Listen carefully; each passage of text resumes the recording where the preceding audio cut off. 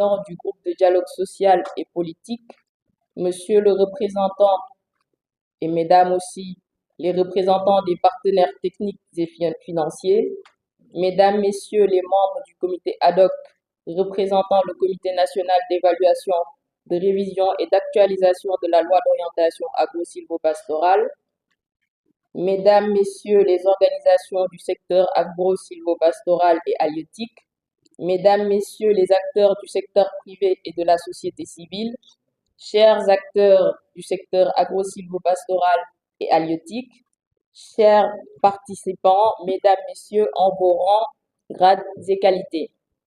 Nous sommes réunis aujourd'hui dans le cadre du processus de révision de la loi d'orientation agro-silvopastorale, 20 ans après son adoption en 2004. Cette loi sert de cadre légal aux orientations stratégiques de développement de l'agriculture, à travers notamment la modernisation de l'exploitation agricole familiale et la promotion de l'entrepreneuriat agricole rural. Ainsi, 52 engagements ont été souscrits pour en faciliter la mise en œuvre et l'appropriation. Cependant, force est de constater que depuis son adoption, ces engagements connaissent des trajectoires différentes. En effet, le processus qui a abouti à la promulgation de la loi d'orientation silvopastorale du 4 juin 2024 semble n'avoir pas pu conserver la même dynamique durant sa phase de mise en œuvre, en raison notamment de la faible appropriation de la loi par les institutions, les organisations paysannes et le secteur privé, ainsi que les problèmes de financement des plans d'action et l'insuffisante mobilisation des acteurs à la base. C'est pourquoi, depuis 2022, dans la perspective de la rendre opérationnelle, les autorités ont engagé les parties prenantes pour la révision de la loi d'orientation agro-silvopastorale. À cet effet, il a été mis en place le comité d'évaluation, de révision et d'actualisation de la loi, dénommé CERAL, placé sous l'égide du secrétaire d'État aux coopérations et aux coopératives et à l'encadrement paysan. La mise en place du CERAL est suivie de l'installation du comité ad hoc au sein du CERAL en 2024, la tenue de l'atelier national de lancement des consultations des parties prenantes le 11 octobre 2024, suivi d'un atelier de 2 jours, toujours en octobre, pour partager la méthodologie avec l'ensemble des sectoriels, à savoir l'agriculture, la pêche, l'élevage et les eaux et forêts, que je salue et félicite vivement au passage.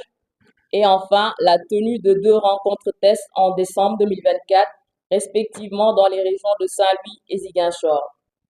C'est dans ce processus de révision de la loi que la région de Dakar a organisé 2 jours de consultation citoyenne, les 13 et 14 de ce mois, en prélude du CRD de ce jour.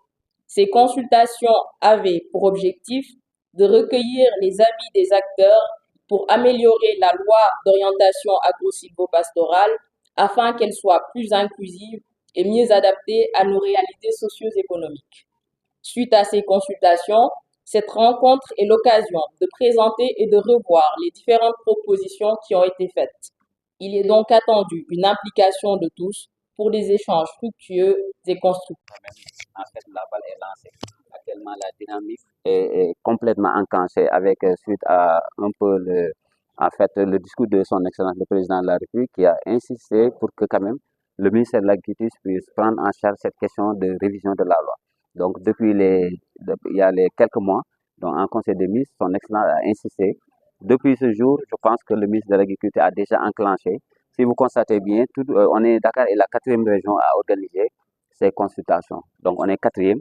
Donc aujourd'hui, il y a Thiès qui organise, il y a d'autres régions qui vont organiser la semaine prochaine pour dire que les 14 régions vont être couvertes rapidement.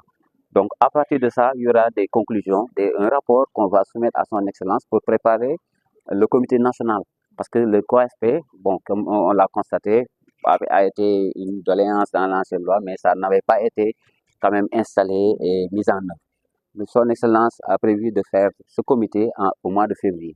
Donc ce qui veut dire actuellement, toutes les régions sont dans une cadence très rapide pour terminer toutes ces consultations et les CRD avant normalement fin janvier. Parce que le grand comité que son Excellence va présider, c'est prévu au mois de février. Quel est l'apport de cette loi pour les agriculteurs Bon, cette loi, c'est comme vous l'avez constaté, c'est la loi d'orientation agro-pastorale.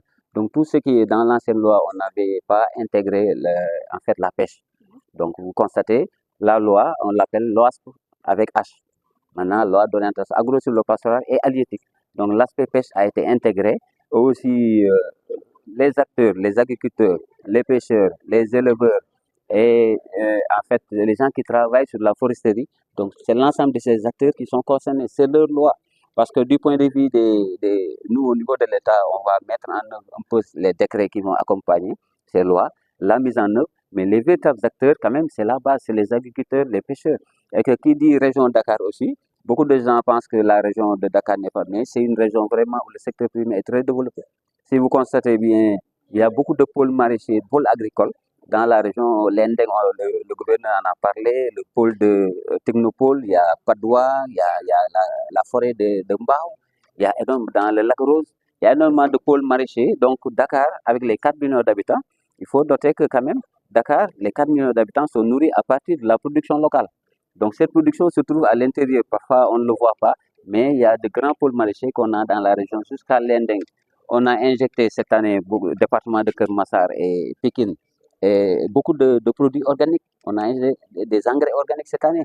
Le matériel agricole, là, on est en train de distribuer 15 tracteurs, 17 tracteurs pour la région de Dakar. Donc il y a énormément de choses. Les engrais, actuellement, on est en train de distribuer l'engrais pour les horticulteurs. C'est des centaines de tonnes, pour ne pas dire des milliers de tonnes, qui sont actuellement mis à la disposition des producteurs. Donc pour vraiment montrer que sans oublier le secteur de la transformation, parce qu'il parle de transformation au niveau des 14 régions, c'est Dakar qui prend la première place. Donc pour dire que le secteur primaire, c'est le secteur qui doit impulser le développement. Donc le PIB du secteur primaire est encore à un niveau assez faible, 15-17%. Donc on veut que quand même, c'est le secteur primaire qui doit tirer l'économie du Sénégal. Donc ça vraiment, c'est pourquoi les autorités ont pris en charge cette question de la loi pour aider les agriculteurs davantage.